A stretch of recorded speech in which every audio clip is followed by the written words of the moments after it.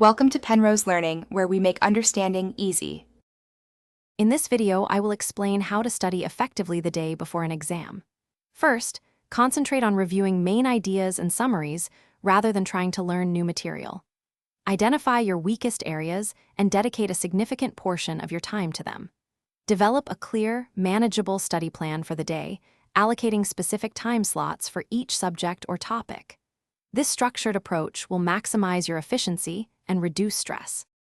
Engage in active recall by testing yourself with practice questions or past papers. This helps identify gaps in your knowledge.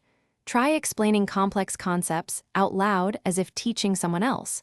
This method significantly strengthens your understanding. Quickly go through any flashcards or condensed notes you've created.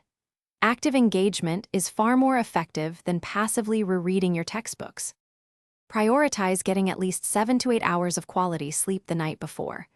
A well-rested mind performs much better than an exhausted one. Gather all your essential exam materials, like pens, calculators, and identification, the evening before. Ensure you eat a balanced, nutritious meal before heading to your exam. Proper nutrition provides the energy and focus you'll need. On exam day, resist the urge to cram new information.